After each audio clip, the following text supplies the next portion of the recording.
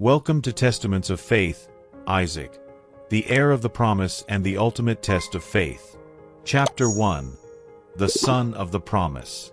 Night fell over the vast lands of Canaan, and inside Abraham's tent, an air of expectation filled the silence. Abraham and Sarah had waited decades for this moment.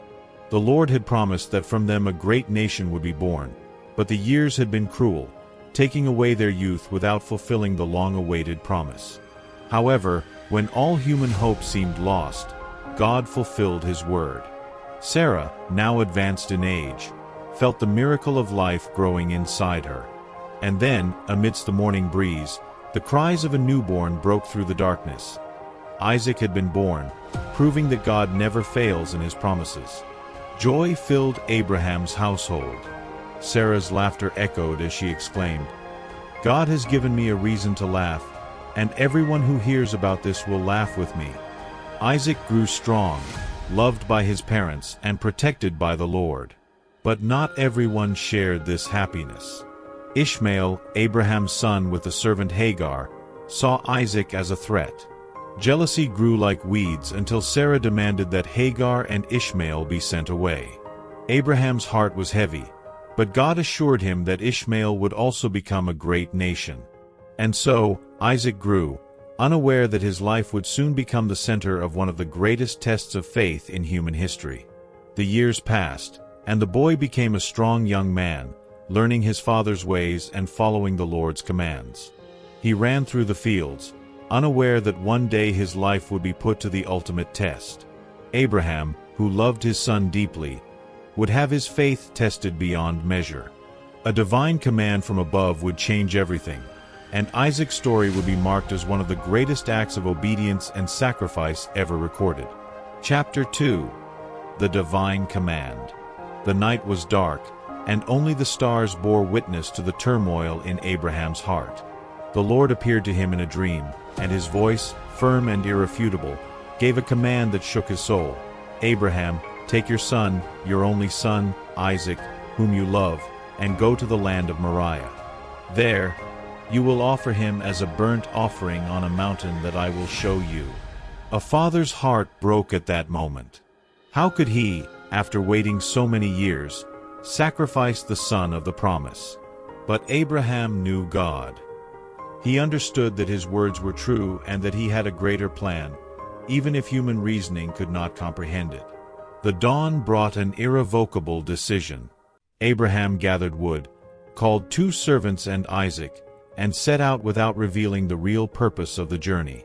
The young man, excited, saw it as just another trip with his father, unaware that his own life hung in the balance.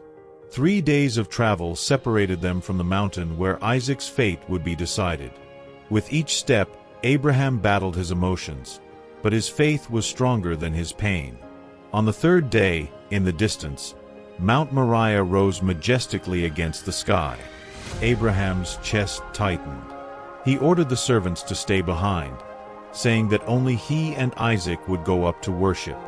The young man, suspecting nothing, carried the wood on his shoulders.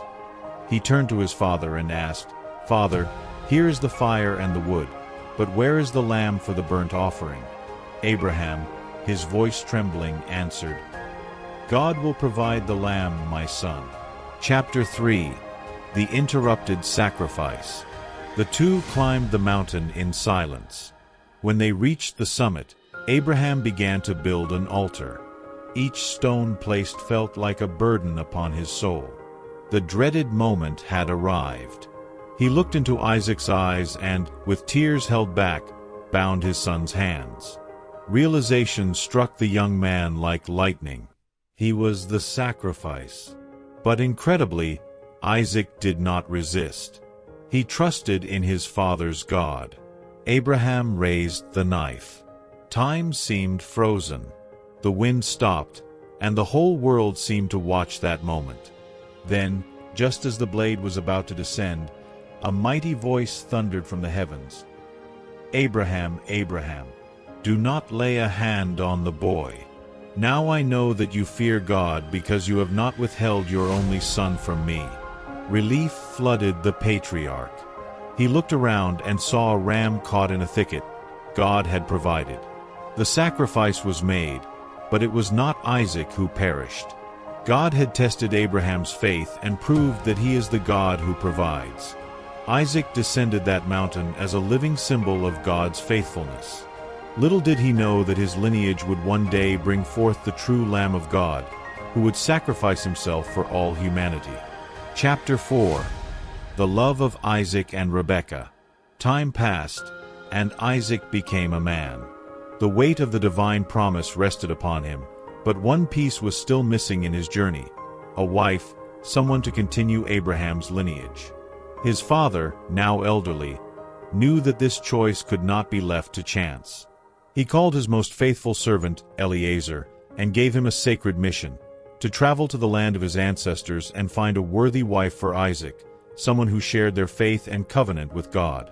Eliezer departed with a heart burdened by responsibility.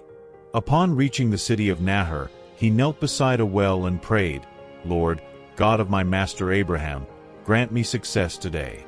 Let the young woman who offers water to me and my camels be the one you have chosen for your servant Isaac."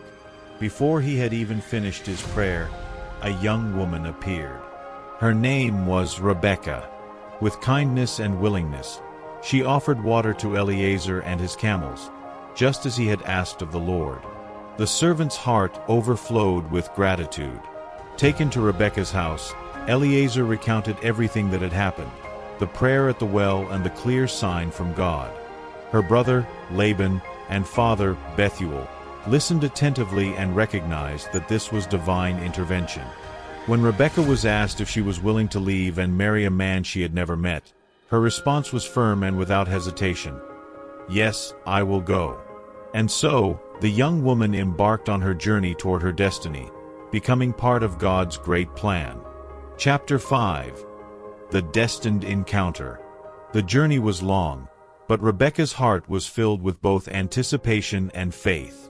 She did not know what Isaac looked like or what awaited her in this new land, but she trusted that God was guiding her steps. As they neared their destination, Isaac was out in the field at sunset, meditating, his silhouette outlined by the golden evening light. He lifted his eyes and saw the approaching camels. When Rebekah saw Isaac, her heart pounded. In an act of respect and humility, she dismounted from her camel and covered her face with a veil.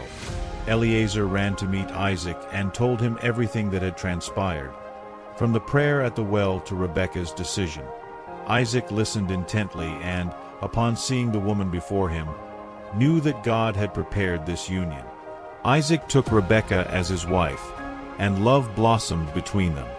She became his comfort after the loss of his mother, Sarah, and together they began a new chapter, sealing a covenant that would be vital in fulfilling God's promises. Their marriage was not merely a union of two people, but a confirmation that the Lord directs the steps of those who trust in Him. Chapter 6. The Birth of Two Nations. Time passed, and Isaac and Rebekah faced a challenge similar to that of his parents: infertility. 4 years, Rebekah could not conceive, and the weight of unfulfilled expectations burdened the couple. But Isaac did not waver. He prayed earnestly to the Lord, pleading for a miracle. God heard his plea, and Rebekah conceived. However, her pregnancy was not easy. She felt an intense struggle within her womb, as if two opposing forces were battling inside her. In anguish, she sought the Lord, who answered her, "Two nations are in your womb, and two peoples will be separated from within you. One people will be stronger than the other, and the older will serve the younger." The mystery was revealed. Rebekah was not just carrying children. She was carrying the destiny of two nations that would one day be rivals.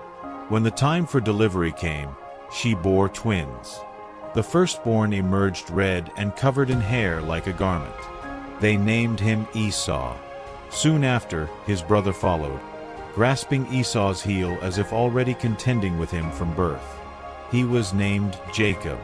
From their very birth, it was clear that these two brothers would follow very different paths, shaping the course of history in ways no one could yet comprehend. Chapter 7. The Blessing and the Deception.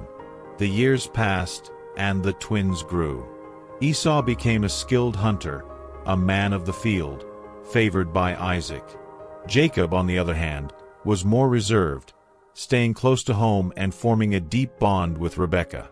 One fateful day, Esau returned from hunting, exhausted and famished.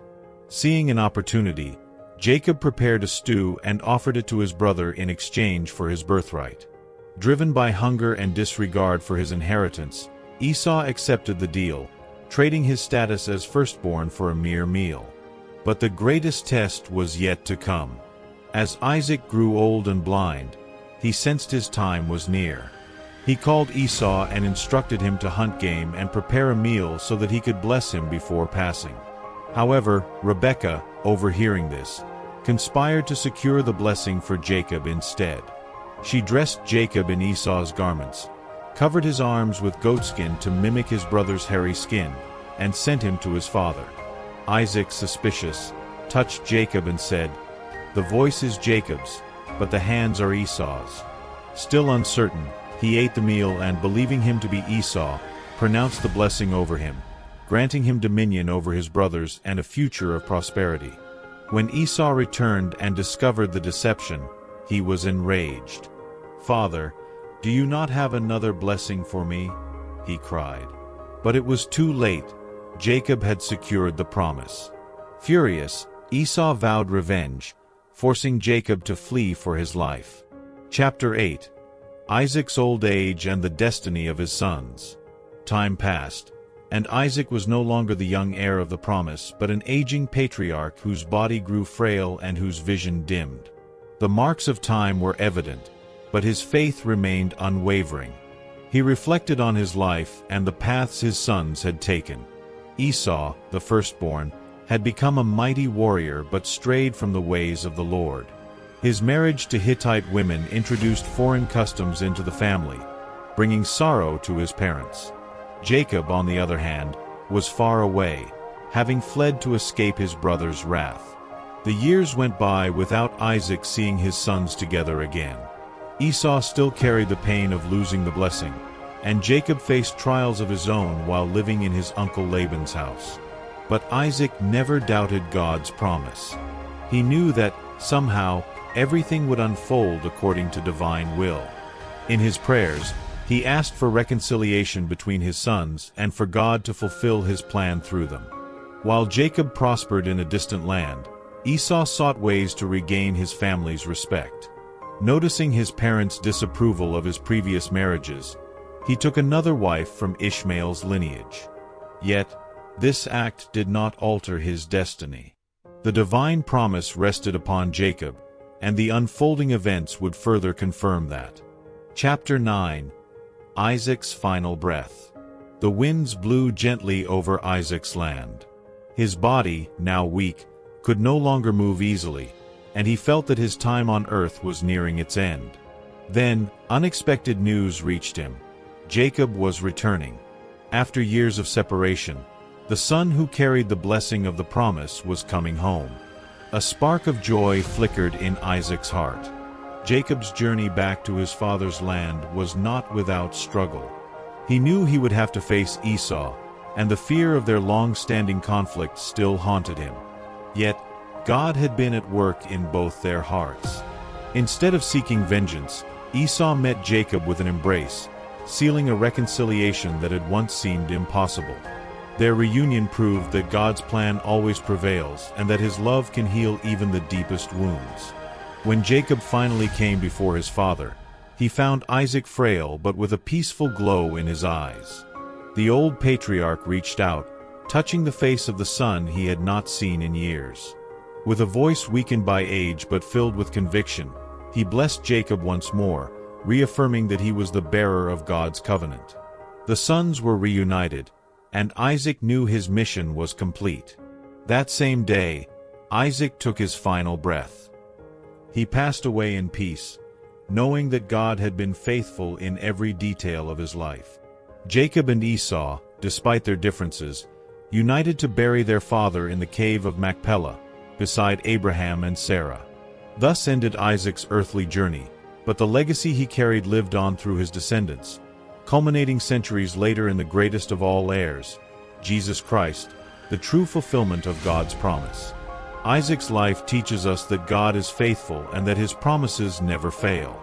Even through betrayals, separations, and uncertainties, he guides every step toward his divine purpose. Just as Isaac trusted in God's plan, we must learn to rest in the certainty that everything happens in its perfect time. The Lord never abandons his people, and his faithfulness endures through all generations. Like, share, and subscribe to our channel for more content. Stay blessed, and see you next time on Testaments of Faith. Thank you.